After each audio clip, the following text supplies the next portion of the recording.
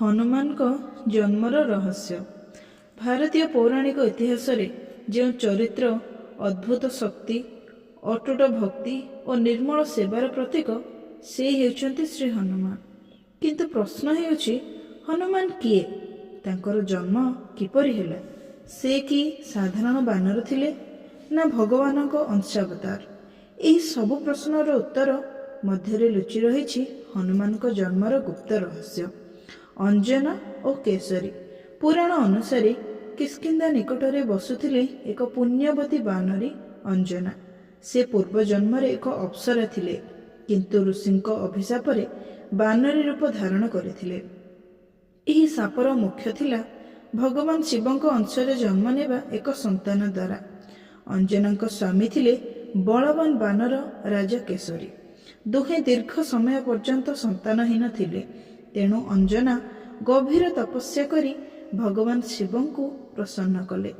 शिवंक आशीर्वाद और पवन देव अंजनांक तपस्या रे प्रसन्न होई भगवान शिव कहिले, मो निजे मोर अंश भावे तोर पुत्र रूपे जन्म नेबी।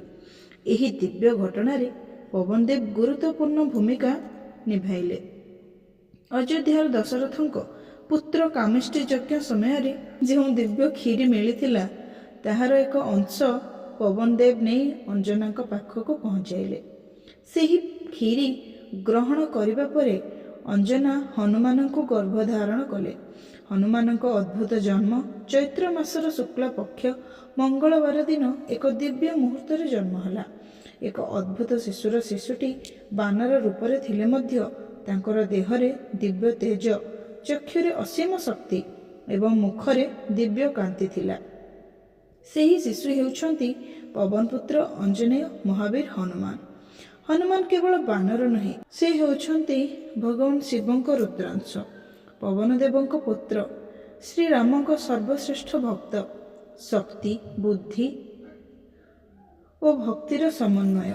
तांकर जन्म निजे एक दिव्य रहस्य जहाँ मनुष्य को शिखाए निष्काम सेवा, अटूट भक्ति और निर्भयता। ଯେଉଁଠାରେ ରାମଙ୍କ ନାମ ସେଠାରୁ ହନୁମାନଙ୍କ ଉପସ୍ଥିତି, ଯେଉଁଠାରେ ଭକ୍ତି ସେଠାରେ ମହାବୀରଙ୍କ କୃପା। ଜୟ ହନୁମାନ, ଜୟ ଶ୍ରୀରାମ।